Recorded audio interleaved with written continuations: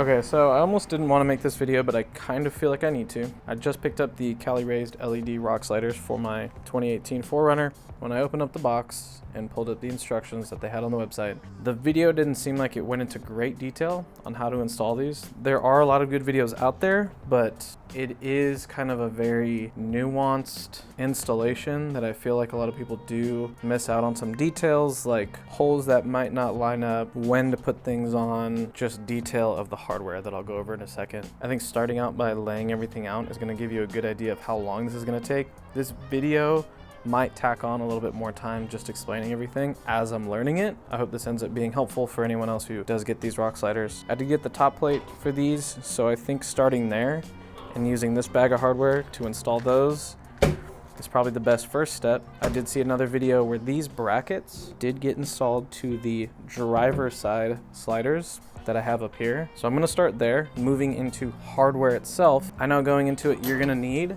a 3/4, 9/16, and 13 mil socket. I did grab a 3/4 inch wrench for something that I think might require it later on. I should probably have one for each size, but so I want this to be as detailed as possible. So I'm gonna go over all of the hardware and where I think it all goes. Starting out with the 28 13 mil bolts that go onto the sliders themselves and mount them to the frame. There are these two other longer ones that I believe will go to something, don't know yet.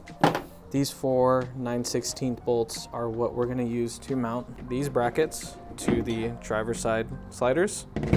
So there's 4 of those. These two 3/4 inch bolts that go on the opposite side, the passenger side, that I think might be missing washers too. I saw another video where the guy had washers in here for these, so I might be missing pieces. I'm not sure yet. As far as the washers, these 28 13 mil ones are gonna have locking washers and then regular washers. These ones that are labeled differently, which is why I separated them that way. These have PY on them, and there were just more, that's why I put them there. Like I said, I'm gonna start with putting these plates on top. The hardware for those is over here in this bag, so I'm gonna do that for the driver's side and the passenger side and start there.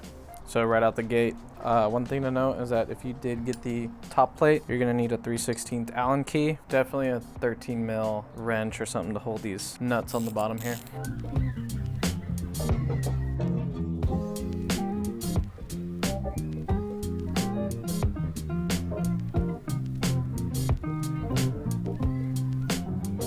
So now I have the top plate on the driver's side sliders. Now I'm gonna install these brackets that go onto the sliders themselves. They will line up according to these holes that fit here. That's how they fit right there.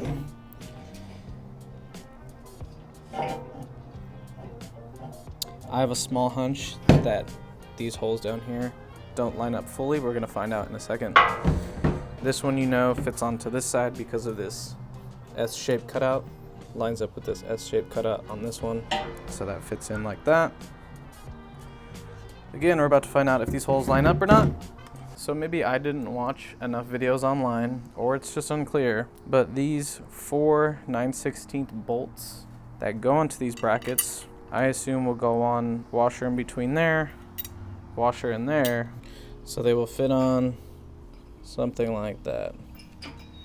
All right, cool. So I'm gonna get a 9/16 wrench and socket to get these installed.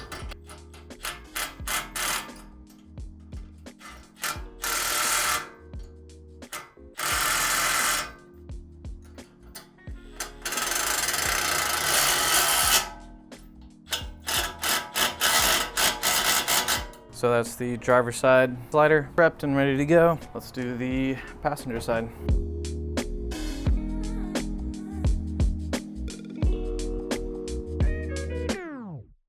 All right, so passenger side is on. That took about 10 minutes, not too bad. They look good, they feel good. There's a little bit of a bend, but not worried about that. They're gonna work just the same. Alrighty, so this is the passenger side sliders. I test fitted these 3/4 inch bolts and how I believe they're supposed to be set up. I'll show you how those mount in just a second.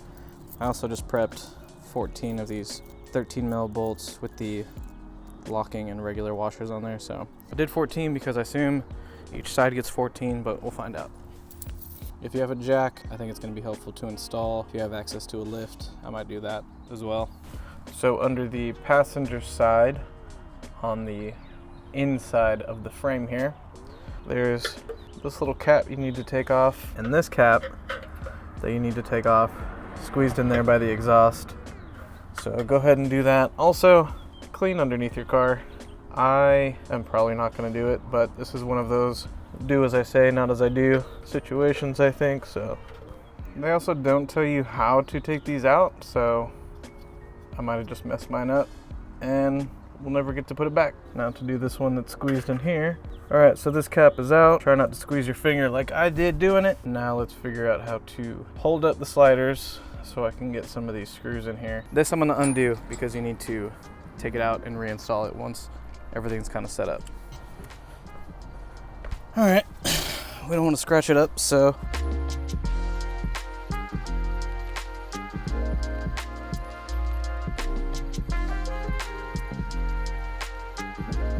quick mistake that might have been obvious, but I still made it. There's 2 brackets for the brake line. Don't do the back one, do the front one. Also, another assumption in how it goes in, but you're gonna squeeze the slider in between this gap here. There's a hook on the inside that'll hook to the frame, and then you fit a bolt in between there. That's how that mounts. You're gonna have holes that line up, like this one here. Might be off a little bit, but if they line up, they line up. If they don't worry about it. I know that much. There's one here, we'll see if that fits. So when you kind of get it up, you'll see everything that lines up. This hole lines up, but there's no threads in that one, so don't worry about it. Yeah, from here on out, I think it's just getting everything in before getting it snug, just make sure everything fits well. And then that's the passenger side. All right, we're at a genuine crossroads. Getting this one in, not too bad. Getting this one in kind of sucks. So that's where we're at. All right, so still on the passenger side. Everything is loosely fit in. This is the front side of the passenger slider. 2 bolts here, 2 bolts here, 2 bolts here, 2 bolts here, 1 bolt here because the brake line bracket got a little bent out of shape and trying to bend it in. Not sure what we're gonna do there. Underneath is another one of those 13 mil little boys. And then I loosely put in those 3/4 inch ones I was talking about a minute ago. So everything's loose fitting. I need to figure out the brake line bracket first before I want to tighten everything in.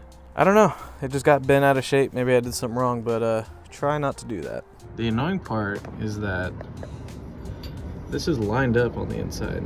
This clip is in this hole. The hole's lined up with the threaded hole.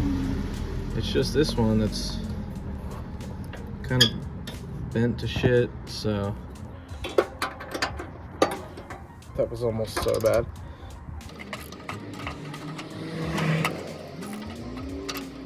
So yeah, that side took me like 3 hours to put in. It was just a lot of micro adjustments, moving things, getting bolts into the right place. Actually, admittedly, the brake line bracket is wedged in there. 100%, I don't think it's going anywhere, but I was not able to bolt that one in. Maybe gonna circle back to that.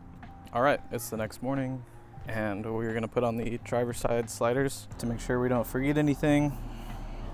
This brake line, I don't know if it's supposed to be 13, but a 12 fits on there, so I'm gonna use that. And then you have to loosen these three bolts that go into the skid plate for the gas tank. 12 fits on those a little bit better, so I'm gonna use a 12 on those as well. Something that I have a question about, and I guess we'll cross that bridge when we get there, but this little tab that goes in this hole, when I put the sliders in to fit in between this, is this going to have a place to grab onto that tab?